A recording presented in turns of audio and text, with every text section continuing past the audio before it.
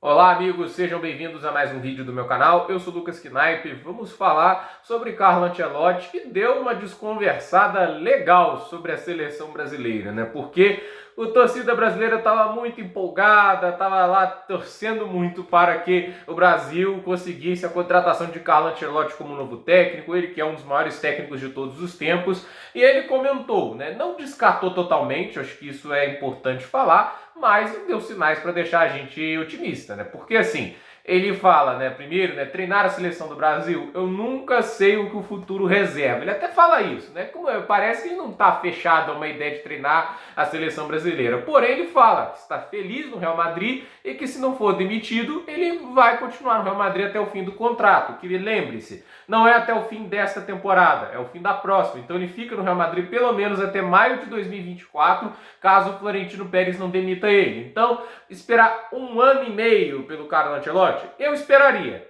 Mas a CBF não. Eu acho que a CBF, inclusive, já tem notícia que a CBF já descartou o nome do Ancelotti depois desta coletiva. Então, assim, é uma situação complicada, né? Porque a gente sabe, né? A gente precisava de um técnico que tem até um pouco o perfil do Ancelotti no sentido de fazer ajustes quando se faz necessário, fazer substituições mais agressivas e não ficar apenas na velha lenga-lenga de trocar um ponta por um ponta, ou um lateral por um lateral, zagueiro por zagueiro, que foi o que o Tite fez quando o meio-campo estava desmanchado contra a Croácia, né? Então, assim, a gente viu ali que faltou algo que o Scaloni teve de sobra. Vai ter mais vídeo sobre o Scaloni aqui porque ele tá merecendo, né?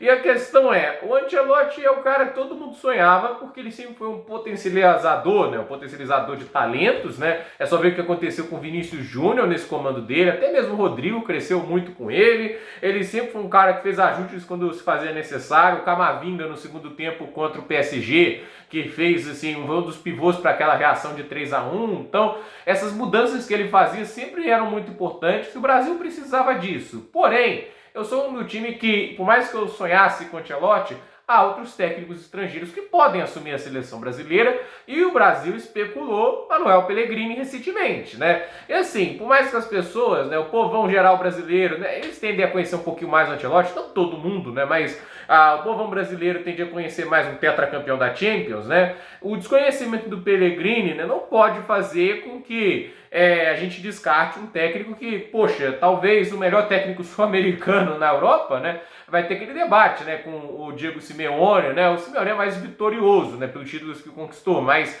eu penso assim que o Pellegrini é um técnico que no seu melhor momento foi bem superior ao Simeone, né? O futebol apresentado, né? É um cara que eu acho que todo torcedor brasileiro, se conhecesse mais, visse mais os trabalhos dele, iria estar implorando para ele vir para o Brasil. Porque assim, é um técnico que também potencializa jogadores. É só ver um Betis que antes dele chegar lutou para não cair e quando ele chega termina em sexto lugar sem nenhum reforço contratado. E com os reforços contratados, o time está em competições continentais, consegue dividir o calendário e terminar em quinto. Então, assim, o cara é um técnico muito bom, ele potencializa também talentos. Não é um cara tanto do ajuste, ele é um cara mais de imposição. Talvez seja o ponto que as pessoas fiquem assim meio receosos. Mas se a gente para pensar, antes um Pellegrini do que o que a gente tem aqui disponível no Brasil. Porque todo mundo que está aqui no Brasil disponível é inferior ao Tite. A gente precisa de alguém superior ao Tite, que é o caso do Pellegrini, né?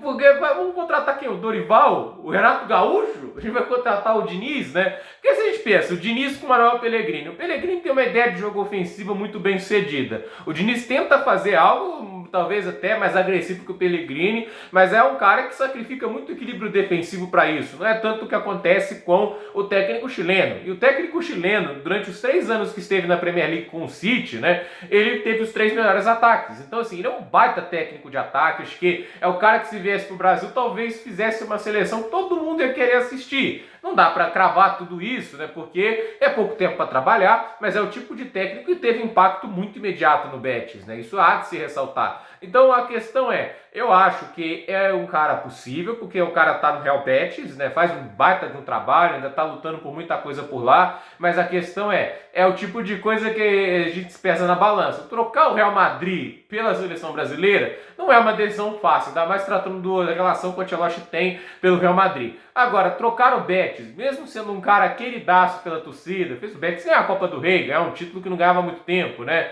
Vai trocar o Betis pela oportunidade de comandar uma seleção que pode ganhar a Copa do Mundo, aí eu acho que há negócio, há chance de você conseguir uma negociação. Então, eu acho que o Brasil devia ir com tudo para cima do Manuel Pellegrini se o Ancelotti não estiver disponível, porque é aquela história, temos que conseguir um técnico diferenciado, temos que trazer um fato novo, porque ficar aqui com a lenga-lenga de técnico brasileiro está fazendo a gente ficar nesse ciclo interminável de quartas de final, e quando é para avançar para semifinais a gente é humilhado. Então, ao meu ver, o Brasil assim não pode ficar só refém do Ancelotti, mas ao mesmo tempo tem que pensar em algo diferente do que trazer um Dorival Mano Menezes da vida, né? Sinceramente, um fato novo que a gente precisa é um técnico sim estrangeiro, e há técnicos bons disponíveis que eu acho que aceitariam sim treinar o Brasil. Gente, por esse vídeo é isso, tudo nos comentários, deixe seu like, se inscreva no canal, compartilhe esse vídeo e até o próximo vídeo.